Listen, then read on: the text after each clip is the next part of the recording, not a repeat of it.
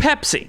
Who doesn't love Pepsi? The carbonated brown sugar drink that makes everybody shout, wait, you guys don't have Coke? See, personally, I'm not a big Pepsi guy. I'm a real American who loves real American sodas, like Dr. Pepper. I don't care if he's not a real doctor, Mom. I love him. Now, Pepsi may not be the choice of a new generation anymore, but it's still one of the top-selling sodas in the world. Top 3, that ain't bad. Better selling than my soda. And being on top of that illustrious list doesn't come free. Unfortunately, you're gonna have to slit a few throats if you want to become king. Just ask Larry the Cable Guy. You don't want to see the skeletons in the back of that guy's closet.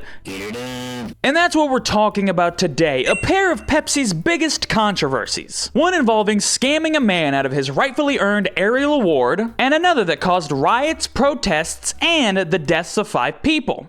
Yes, 5 people dead because of Pepsi. Stick around to the end of the video, alright? We're gonna get into it. But before we get into that, I wanna know, are you one of those strange creatures that scientists call Pepsi drinkers?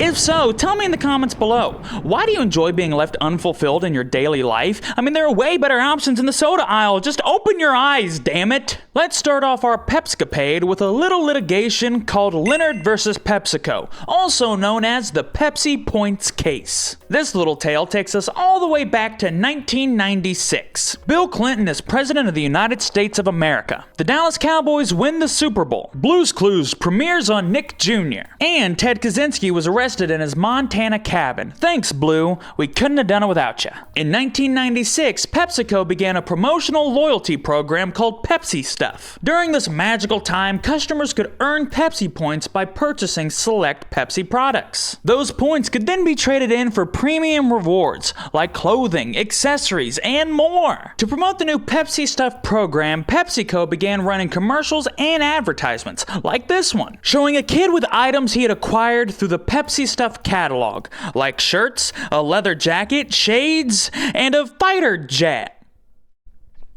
It's really that easy to get one of those? Well, someone might want to tell the United States Department of Defense we could lower that defense budget by a couple of $1 billion. All they need to do is start drinking Pepsi. Now, obviously, this commercial was just one big joke, a fairly funny one at that. But unfortunately, the punchline to this joke soared over one man's head. That one man being Mr. John Leonard. John Leonard was a 21-year-old business student who sought to take advantage of Pepsi's perceived generosity. John did some quick math and he realized that he would have to purchase 1.4 million 12-packs of Pepsi to acquire the 700,000 points. But who could possibly drink that much Pepsi? No human I've ever met. And if there is someone out there who could drink that much Pepsi, I hope to God that the government is keeping track of you, because whatever you're doing, you're up to no good. But that's when John discovered a loophole, a tiny little bit of fine print in that Pepsi catalog. John found out that he could purchase the Pepsi points directly from the company for 10 cents a pop, meaning that John could theoretically get a $37.4 million jet for around $700,000. Now that's quite the discount, a sale tag of 98% off.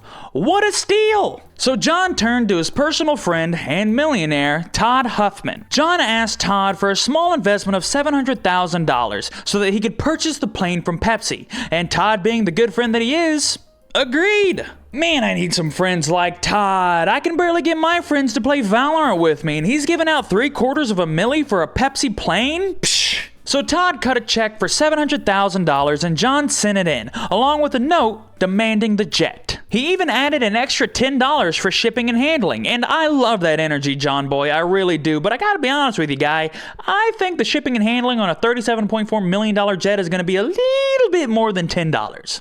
Just a little bit. Pepsi refused the offer and returned the check to John, saying that the commercial was nothing more than a humorous and entertaining advertisement. Pepsi apologized for the confusion and even sent John a few coupons for future Pepsi purchases. At first, Pepsi took the whole situation with a little bit of humor, but that stopped when John threatened the company with legal action. John's lawyer sent a letter to PepsiCo stating that nowhere in the commercial did they say that this was a joke. It was labeled directly and straightforward. Get a jet for 7 million Pepsi points. No JK, no LOL, just truth. The letter went on to say that if John did not receive the jet within 10 business days, that they would be taking Pepsi to court. Pepsi, not liking the cut of that jib, took John to court first, asking the judge to declare John's claims frivolous. And this just lit a fire under Big John's tuchus. See, John was advertised a fighter jet, and he was gonna get that damn fighter jet. John hired a legal team and countersued Pepsi, alleging breach of contract and fraud. The case was originally heard in Florida, but eventually moved to New York, where it boiled for the next several years. The legal proceedings, as usual, were pretty boring, just going back and forth. You're a liar, you're a liar, you're a bitch, no, you're a bitch, blah, blah, blah, blah, blah.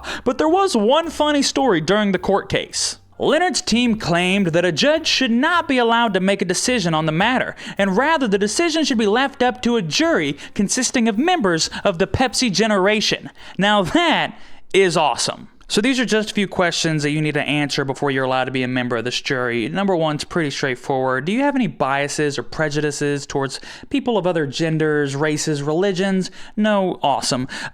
Second question, do you know anybody personally that's involved in this case, whether it be the judge, attorneys, the legal team? No? Awesome. Third question, real quick, Coke or Pepsi? Ma'am, this is very serious. After 3 years of deliberation, Judge Kimball Wood sided with Pepsi for 3 main reasons. Number one, in the United States, an advertisement isn't considered a legally binding contract. Therefore, the offer doesn't need to be enforced by the court of law. Number 2, the court found that no reasonable person would see that commercial and really believe that Pepsi was giving away a jet for $700,000. And number 3, there was no written agreement between PepsiCo and John Leonard. So long story short, using some quick legal terms that I've learned over the years, John was shit out of luck. The court justified its conclusion by saying that obviously the commercial was done in jest, and the notion of traveling to school in a Harrier jet is nothing more than an exaggerated adolescent fantasy. Well, that's a little hurtful. I don't think it's that crazy to see a high schooler land a fighter jet in the parking lot. See, I'm from the Midwest, baby. Half of my class drove tractors to school, and what is a Harrier jet if not the tractor of the sky? After the lawsuit, Pepsi continued to air the commercial, but they updated the cost of the Harrier jet to 700 million Pepsi points and added a "just kidding" disclaimer at the bottom. But I gotta be honest with you guys, I still feel a little bad for John Leonard. As a fellow man named John and someone who's robbed of something that belonged to them, my virginity, I've got your back, man. If you ever want to hang out, just hit me up. I'm free all the time. I'm literally always free. I don't do anything. I'm a fucking loser. Now, depriving a man of his rightfully earned piece of military equipment is bad, but a few years earlier, Pepsi had an even worse situation on their hands. A situation that caused riots, protests, and the deaths of 5 people. The situation in question has become retroactively known as the 349 incident. The 349 incident, that sounds like some shitty analog horror video that you'd see on YouTube, but it's actually not that. In February of 1992, Pepsi ran a similar promotion to Pepsi stuff in the Philippines, known as Pepsi Number Fever. A better name in my opinion. Why didn't we get that in America? Damn communists. So how did Pepsi Number Fever work? Well, slow down, you impatient bastards. I'm getting to it. So Pepsi started printing numbers ranging from 1 to 999 on the caps of Pepsi products. That's right, Pepsi, 7-Up, Mountain Dew, all being sold with 3-digit numbers on the inside of the cap. And then every evening, winning numbers would be announced on television. Prizes ranged from Pepsi rewards, small cash prizes, and one grand prize worth 1 million pesos, which converted to around 40,000 US dollars, roughly 600 times the monthly salary in the Philippines at the time. Now that is a pretty large chunk of change. The Pepsi Number Fever promotion was wildly successful in the beginning, increasing Pepsi's sales from $10 million to $14 million within the first 5 weeks. According to Pepsi, over half of the country's population was participating in the contest. Everyone was out looking for that one golden ticket. Because of this success, Pepsi decided to extend the promotion by another 5 weeks. And that, my dear sweet viewers, that is where everything went wrong. On May 25th, 1992, the ABS-CBN evening news program TV Patrol announced the grand prize winning number. that lucky number being 349. Now, to give you some background, the winning numbers weren't as randomly generated as it may seem. Before the promotion started, Pepsi had already designated 5 weeks worth of grand prize winning numbers. These numbers were not allowed to be printed by local bottlers and instead were controlled by Pepsi executives. Now, the problem comes in with that little 5-week extension that I mentioned earlier. Local bottlers were still producing caps based on the previous set of winning numbers, which led them to accidentally print 349 on non-winning caps. So when the news that night announced the winning number of 349, there were actually way more winning caps than Pepsi originally intended. So how many of these winning caps are out there in the world? Well, why don't you take a guess? We'll pause the video right now. Go in the comment section below. Tell me how many you think it is. We'll wait. Are you done? Well, did you guess 800,000?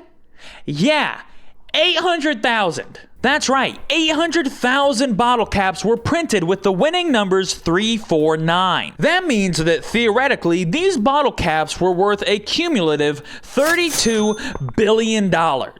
And as you can imagine, this sent the population into an absolute frenzy of celebration. Thousands of Filipino citizens rushed to their nearest Pepsi plant under the belief that their lives had been changed forever. But unfortunately for them, there were no prizes to be claimed that night. Pepsi was officially in damage control. The first excuse that they threw out there was that the caps were missing a security code that confirmed that the caps were legit, meaning that they couldn't be redeemed. It might go without saying, but the Filipino population were not very happy with this revelation, and that anger was only fueled by Pepsi's second attempt at snuffing out the flames. The following morning, newspapers announced that the winning number was actually 134, which just confused the population even more and led many to believe that Pepsi was just lying to cover up their mistake. Protests started to break out in the streets as many citizens believed that they were entitled to the grand prize. An emergency meeting was officially called at 3 a.m. on the 27th at the Pepsi headquarters in the Philippines. After some deliberation, it was decided that the company would offer 500 pesos or 18 US dollars to owner of these mistakenly printed bottle caps as a gesture of goodwill. Talk about a downgrade. That's like going to the doctor expecting a finger up the butt and instead getting a cancer diagnosis. That sucks. Even though this was quite the slap in the face of the people who thought themselves deserving of this grand prize, this offer was actually accepted by almost 500,000 people. And this gesture of goodwill cost PepsiCo somewhere in the ballpark of $8.9 million. But not everyone took this offer, as some continued to fight for what they thought was theirs. These keepers of the caps formed a group called the 349 Alliance, which organized boycotts of Pepsi products and protests outside of Pepsi offices. Now, most of these protests were peaceful. However, there were a couple of very unfortunate casualties in this war on soda. On February 13, 1999, a school teacher and a 5-year-old child were killed in Manila by a homemade bomb thrown at a Pepsi truck. Then in May, 3 Pepsi employees were killed by a grenade thrown into a warehouse. A tragic occurrence in this seemingly fun story, but to bring it back to some kind of fun,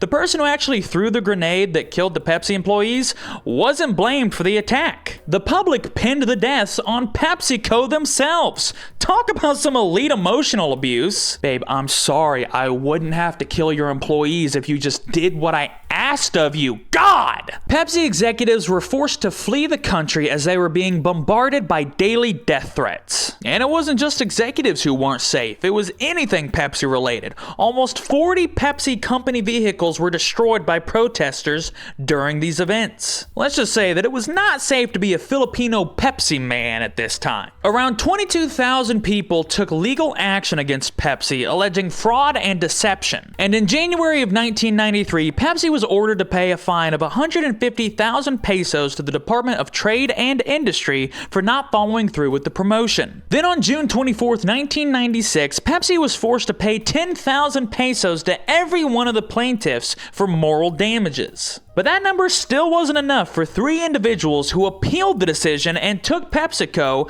to the Filipino Supreme Court. And in 2006, that court ruled that Pepsi had done everything in their power to rectify the situation, saying, saying, "The issues surrounding the 349 incident have been laid to rest and must no longer be disturbed in this decision." And as far as blowback goes, this was the end of the whole situation. In the immediate aftermath of the scandal, Pepsi sales plummeted to 17% before quickly recovering back to 21%, proving the age-old adage that we can all forgive. One final fun fact about this whole ordeal. The Ig Nobel Prize, a satirical award meant to celebrate unusual achievements, gave their Peace Prize to Pepsi for bringing many warring factions together for the first time in their nation's history. Which is a pretty good way of looking at this whole situation. Pepsi brought people together. Hey man, maybe Kendall Jenner was right. Maybe we all just need some Pepsi. Was that Kendall Jenner or Kylie or Khloe or Kim? I don't fucking know any of these women. Well, that's all I've got for Pepsi-related scandals today. Why don't you tell me in the comments what you learned from these stories? Personally, I know I'll never be caught dead wearing a Pepsi uniform in the Philippines. It's like a Bloods and Crips situation down there. They'll throw a fucking grenade at you. But throughout all the riots and court cases, I think I learned something today. Stand up for what you believe in, no matter who you're going up against. I mean, these stories are about normal, everyday people going head-to-head against one of the biggest corporations in the world. I mean, that's some punk rock stuff, man. Never back down, never give up, and never forget that none of this would ever happen with Dr. Pepper. Dr. Pepper, it's the one. It's a good one. I love it. It's actually kind of crazy to me that Pepsi is still so popular somehow. I don't get it, man. I really don't. We have a local diner near me that only serves Pepsi products, and I haven't gone back in years because that right there should be considered an act of terrorism. You're telling me I gotta wash down my frozen cheeseburger and soggy French fries with a Pepsi product? No, I'd rather choke on my own spit, dick mouth.